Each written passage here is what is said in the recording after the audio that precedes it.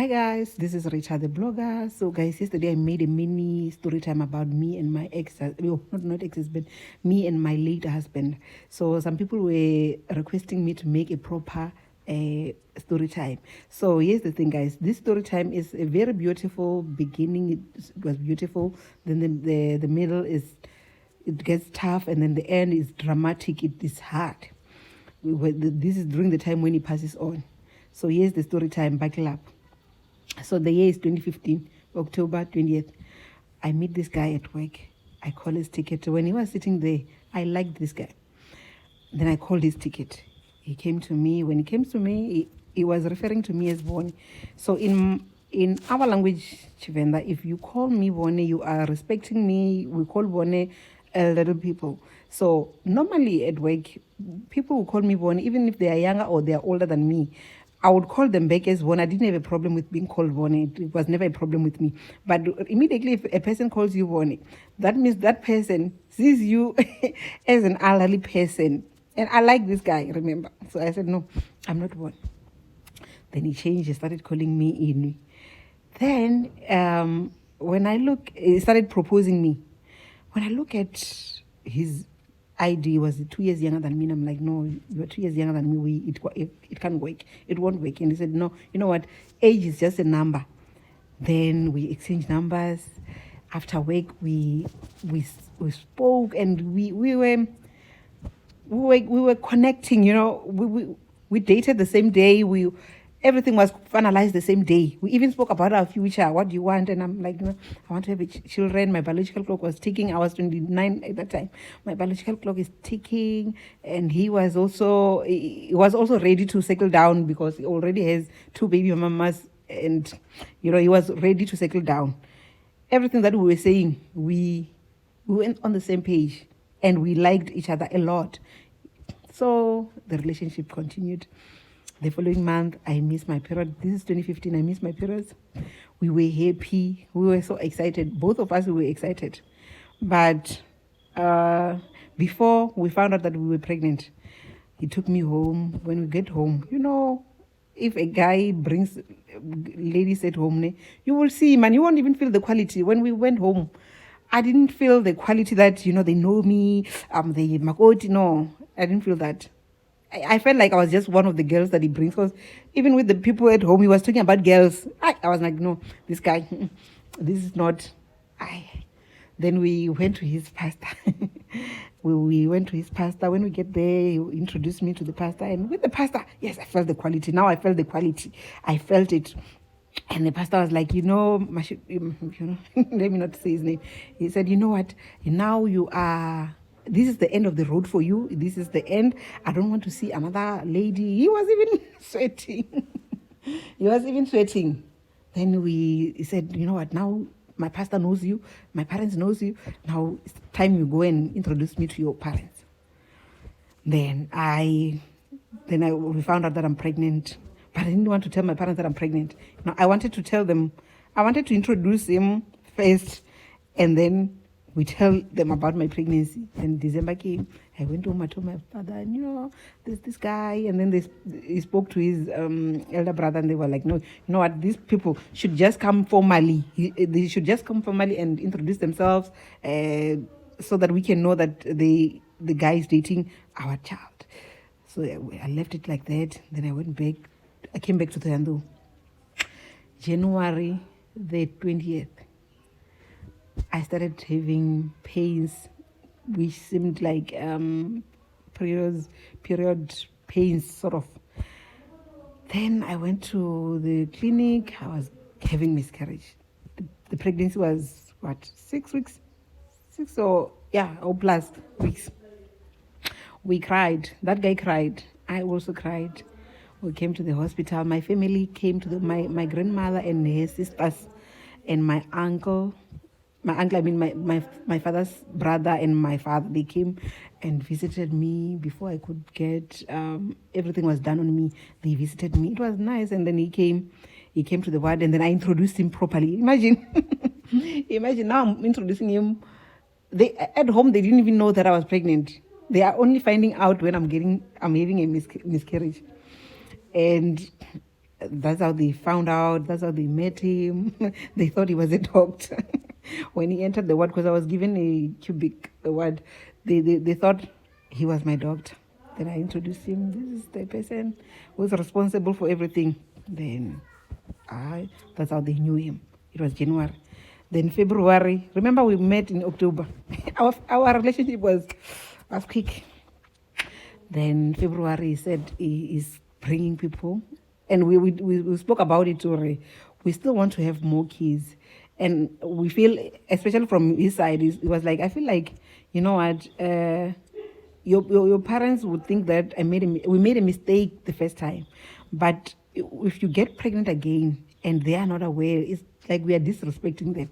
Now that they know me, let's rather do things formally.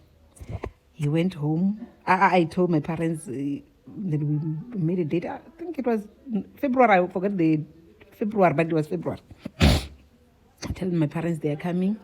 He goes home and tells his parents as well.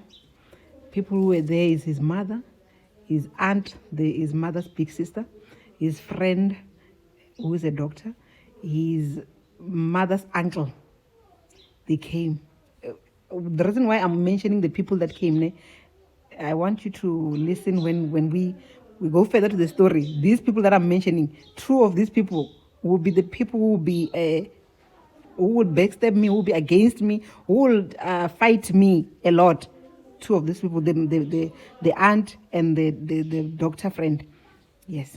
So they came to my house, they did everything, was fine. Then we had when you traditional marriages, it was not, they did not pay everything, obviously, because he was not financially fit, but we wanted to do things, even though he was not financially fit.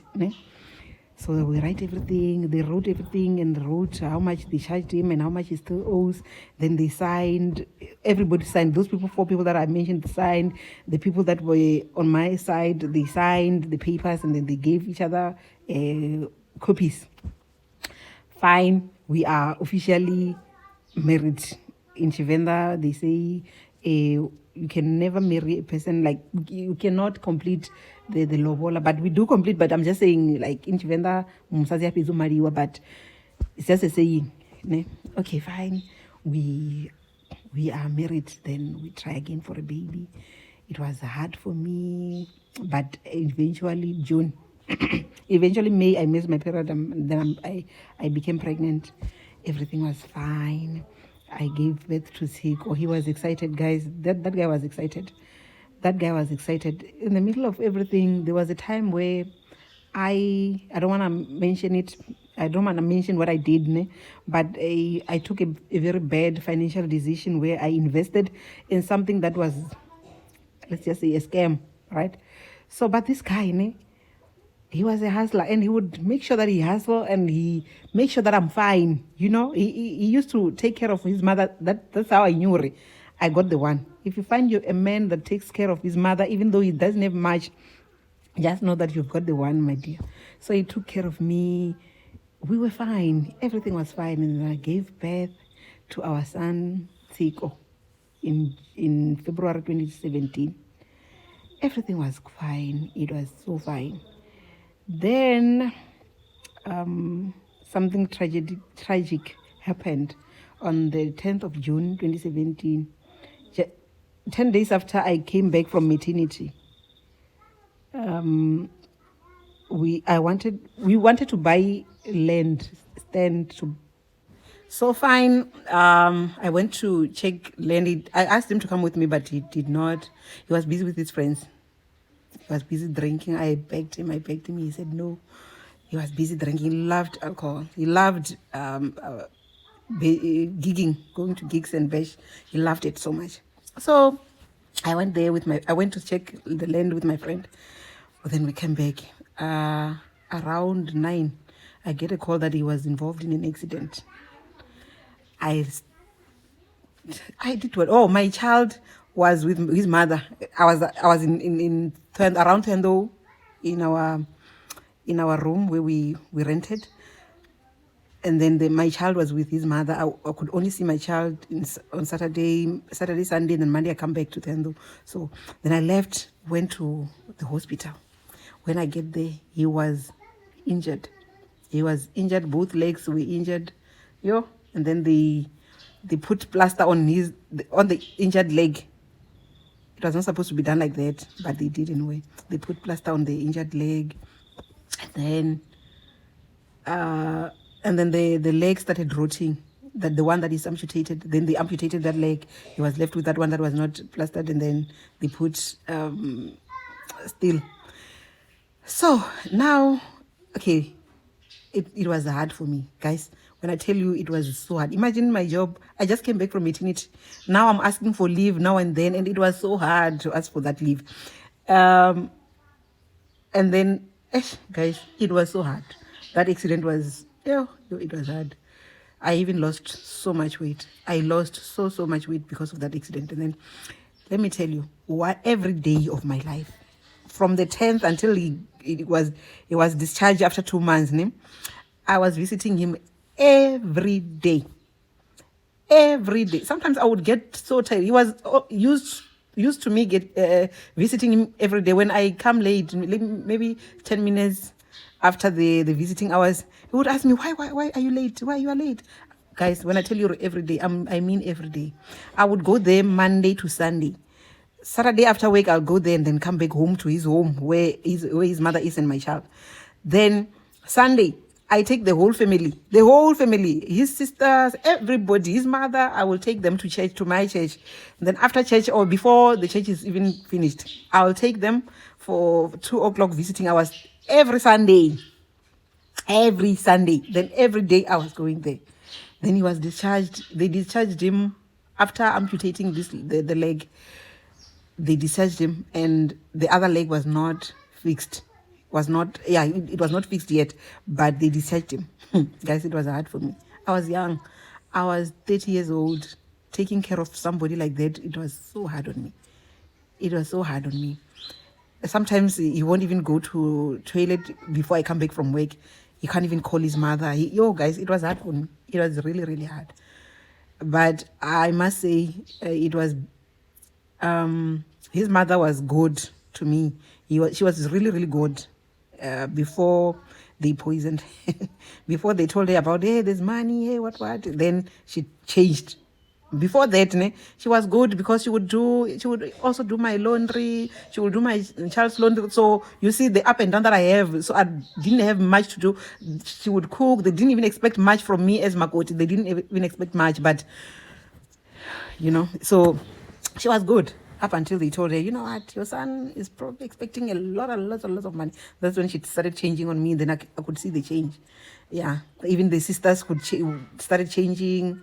They would speak to me anyhow. When I'm cooking, they'll be looking at my food. This is how the forest is supposed to be cooked. What they started belittling me after they found out that there's some ching that they are expecting. And then life went on, and then his mother passed on. When the mother passed on, we went there and buried her. And the late husband was not supposed to drink alcohol at all because his blood pressure was now rising because of the leg and the stress. But this friend of his, the doctor, would take him. So the doctor would take him to go and drink alcohol because the doctor wanted ladies through him. Apparently, he and the girls, he would give the doctor girls and stuff like that. So he would ask him to come, and then when that one says no, but they said I should not drink alcohol, my BP is so high, whatnot, he would say no, don't worry. Tomorrow I will give you a prescription for a stronger medication for high blood pressure, and he would do that. He would give him prescriptions and he would drink them, but that did not stop the blood pressure from going up. This other time, it went up to 207 over something. They were busy drinking. Then he brought him home. He stopped for a week or so. So now, like I'm saying, or they were expecting now the treatment that I was getting from everyone because they're expecting money, and they were like, this one, she's too clever, this one. Hey, what papa you? Hey, because some of the things that they would tell him, when you get your money, we are going to start companies. We are going to start a community. Have you ever heard of a community company? Community companies or a family company? And then I would say, no, it will never happen on my watch. And he would go back and tell them, no, my wife says, no, it will never happen on her watch. Then they started hating me more and more to a point that they would, his brother would have a party, and his children's party, and invite one of the baby mamas and try to push her to go get back together with his younger brother, because according to them, they thought maybe they could manipulate that one, and they can't manipulate me because I always stood my ground. I always refused everything. My cousin says we should open a company. I would say, no, when are you opening the company? You're waiting for the money. Why not now? Why not now when you are suffering? They are waiting for your money so that you can open the company after the money is in. Why not now? That means they want to do what? To use your money. The company, they want to milk you using the company. No, it's not going to happen in my watch. So they started hating me. Hating me. Then one day they even told him, there was a time where we even stopped talking. When we stopped talking, they told him, you know what, you should go and propose ladies. When you go to ladies, don't worry about your leg and not having two legs. Just tell them, the ladies, that you are expecting your money next month. No lady will refuse you. So, me going to university, he proposed a security officer there. The lady agreed. So they started dating. But as they were dating, he never forgot about me. So one day they're sitting, all of them, those guys, his friends, his brother. The brother now, he hated me. I don't even know why, but he hated me with all his being, that brother. So now they're sitting and they're talking. Everybody's talking about their wife. Shenanigans, right? My wife did this and that. My wife this and that. And then he sat there and told them, Mara, do you guys know Rita has never treated me the way that you guys are talking about your wives? Even today, when I'm crippled, she has never treated me the way that you guys are saying that your wife treats you. They were like, no, you just love that girl too much. She will show you through her true colors. She will show you her true colors. Then he said, and it came to him that, no, man, these people, they are misleading him. So now, a few days before he passed on, it was on a Saturday, he came back to me and told me, you know what, I realized that you are a good woman, and they were poisoning me against you. He told me everything, guys. How they told him how to approach girls, tell them that the money is about to be released. How they wanted to bring him back together with the second baby mama. They had a party for their child and invited him and the baby mama and the baby. That time, guys, I'm waiting for him where we were staying. I'm waiting for him. He did not come. He's not answering his calls. He's not doing anything. So the way I'm thinking about it now, he wanted to please them. He wanted to get back together with the baby mom, but it was not working out. Then he realized that he had a good thing going with me, and now they wanted to destroy everything. And when he was with me, as you heard the day he got an accident, I was going to check on land. I wanted to build with all my heart.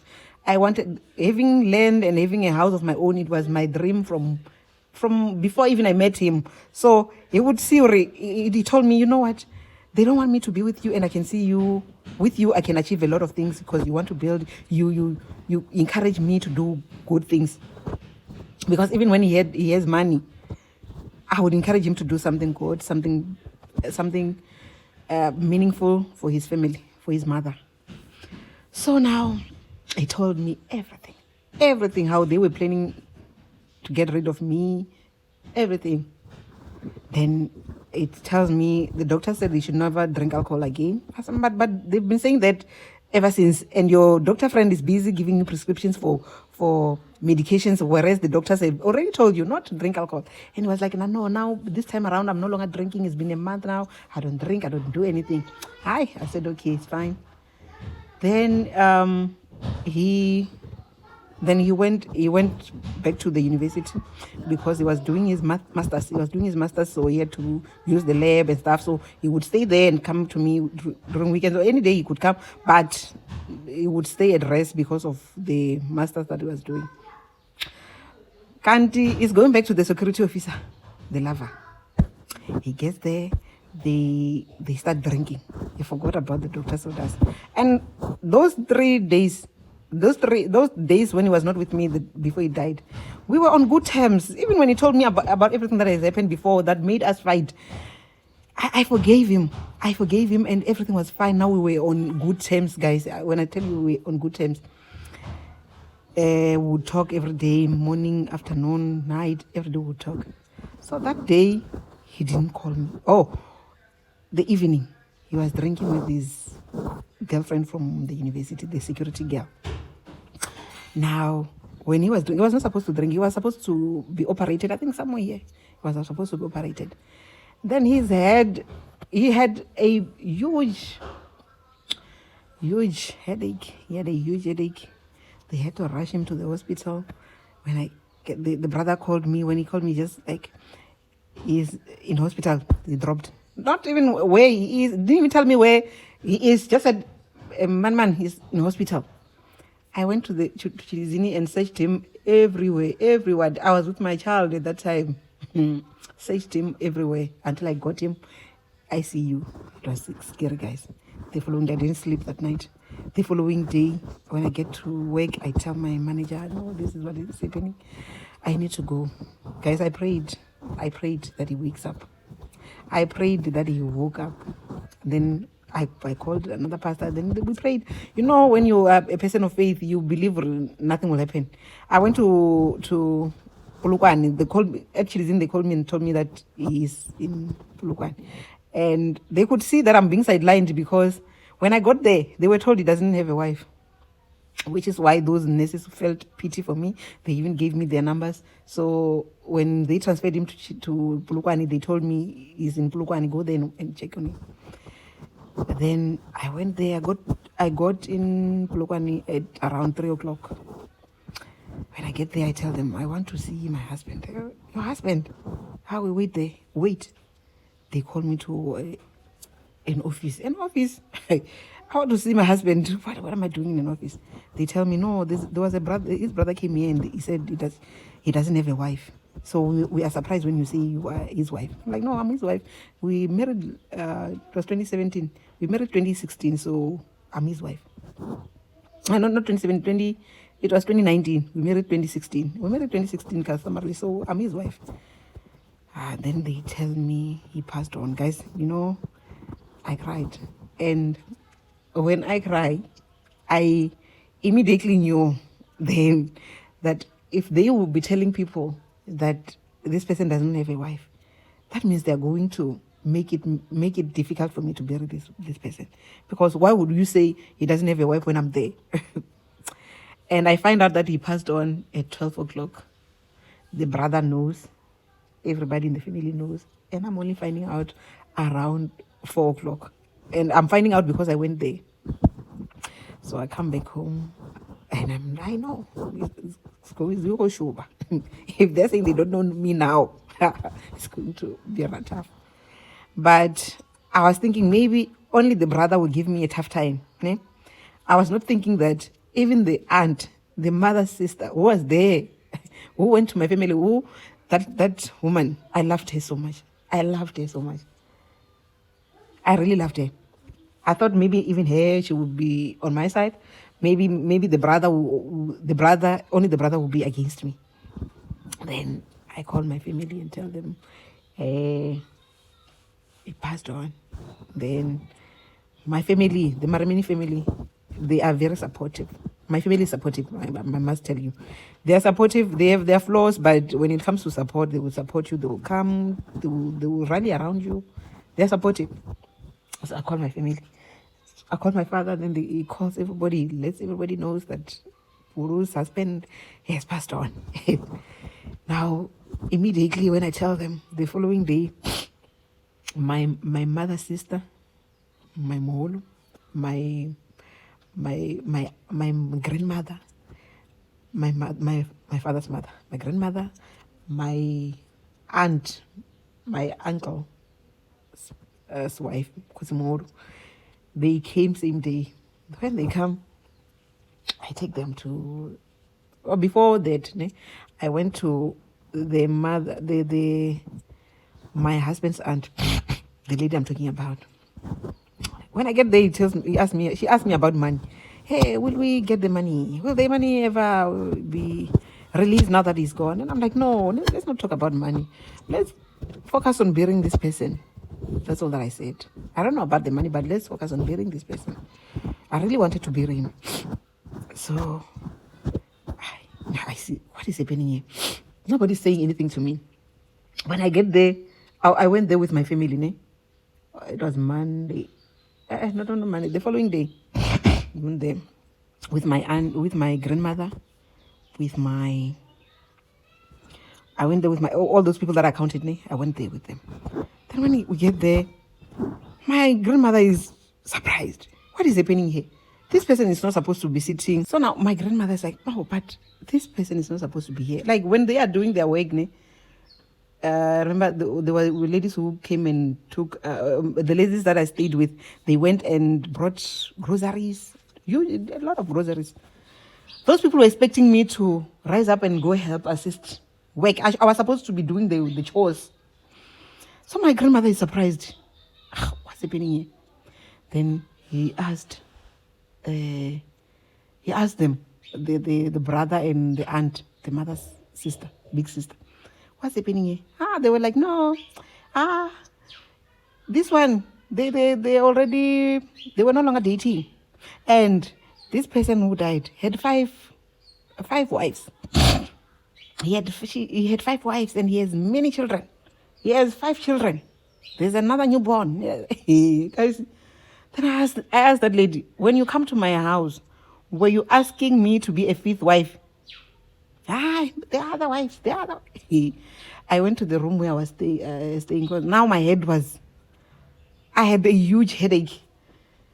Went to the room. When I get there, the sister to my husband was like, you are not allowed to get there. There are my things there. There were other things that belong to me there. But she was like, you are not allowed to get in. Now I see. Guys, I cried. I cried a lot. I cried. What are these people? They saw me taking care of this person. I was there. I have never in a million years, I've never turned my back on him. But now they're treating me this way. All because of the money. They don't even know where it comes from. Or even if they will get it. And by the way, none of us got that money that they were crying about. Guys, it was so hard. I cried. Then when I get home, I asked for documents so that I can go and claim for insurance. They refused. Now I see. If they don't even want me to enter the room where I was staying, that means they don't even want me at the funeral.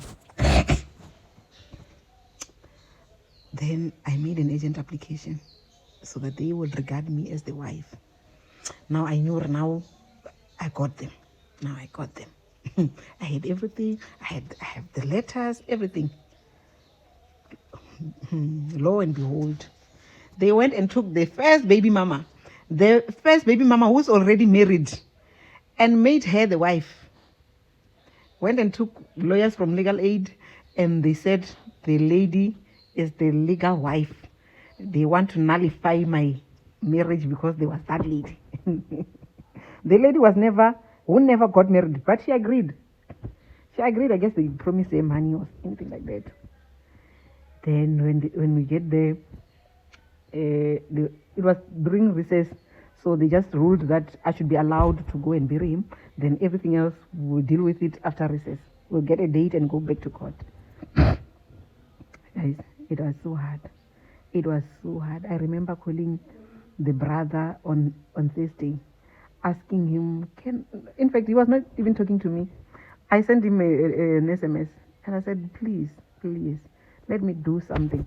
Let me buy, even if it's just tombstone, even if it's a coffin, anything. Can I please just bury this person? I need to bury this person. He refused. And then I left everything like that because I knew the guy was not working, he was just hustling. So there's nothing to fight about, except the money that they are thinking that I will get, which they never did get it. I left it at that.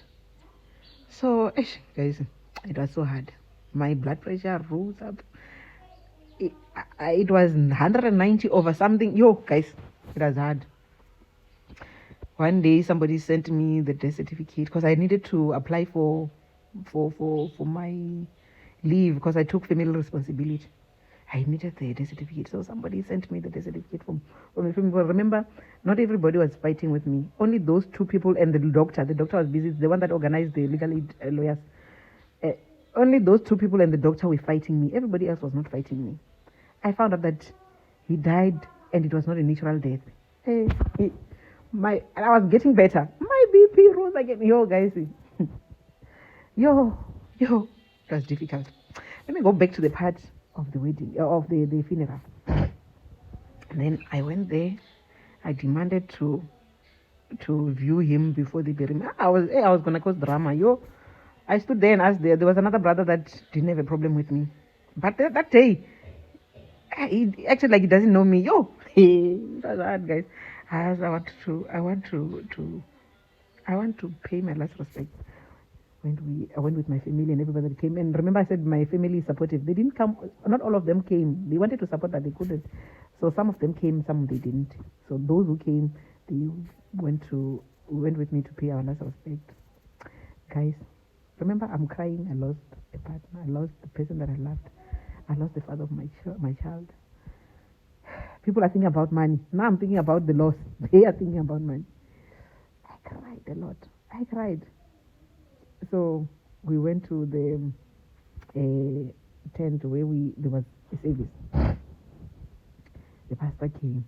When I see the pastor, this pastor is the same pastor that came during the mother's funeral. So I'm thinking, during the mother's funeral, he was busy telling people, these children knows their mother. They are the ones who knows their mother better than anybody else. I'm thinking maybe he will preach the same gospel that the wife knows the mother. I can't know.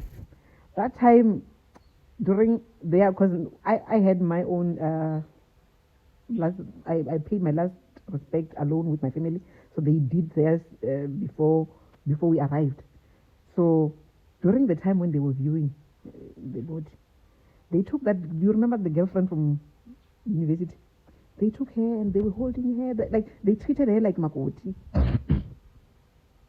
So when I went there, I find the first row doesn't have anybody. There's no chief mourner. There's nobody. I went there with my family. We sat, and I'm still crying. Remember, I'm not mourning this person properly. I'm not mourning him properly. So now I'm crying. When I'm busy crying, I listen to the same one. Okay, my grandmother, when she was talking to them, she was asking them, "Who are you guys?" Reason those are like she was telling them about our culture and how we do things compared to theirs. Who are you guys? Then the pastor was told, these people are those are remain. The pastor started preaching now. He preached about Samson and Delilah, and about how Delilah cut the hair of Samson and how Samson lost the power. I'm listening. Samson and Delilah at the funeral, and my husband had dreadlocks, and before he passed on, he cut them. They were short. So I'm Delilah. How I told the person sitting next to me, and I'm like, they're talking about me. How they spoke. Hi Delilah. Hey, I was responsible for death. Hey, what? And then same time I stopped crying. I'm listening. Hey, Eva. What is the pastor saying? Even if you call yourself Zindo, you will also die. Remember, my grandmother told them we are Zindo Uzamarimi. Hey, they're talking about me. Sure. So I'm shocked. Now we are talking about Delilah in the cemetery. So this pastor, the pastor that was preaching, belongs to a church where the uncle's wife, my late husband's uncle's wife, was the pastor, the founder. Then he was under that pastor, and those people were not against me. I'm telling you, even now, the rest of the family, everybody else did not have a problem with me. Only those two, the mother's big sister and the brother, one brother, not all of them. those two. So the rest of the family had no problem with me. So when I'm sitting there, before we go to the cemetery, the hearse has nobody. There's no one in the hearse. Because I'm the chief mourner. I'm supposed to be mourning my husband. I'm supposed to be living with the hearse, but there's no one because there's no chief mourner in that funeral. Then this other sister comes to me and say, look, there's nobody there. Go there. Then I took my aunt, my mother's sister. Then we went there. We drove with the hearse. Then we get there. I seated in the front. The pastor, the uncle's wife, come sit next to me. And I asked her, did you listen to the sermon at home? She was like, what happened? He was talking about me. He's calling me Delilah. He's saying that I killed my husband. He was preaching about Samson. Have you ever heard anywhere in the funeral where they talk about Samson and Delilah? He said, no, this is my pastor. He would never do something like that.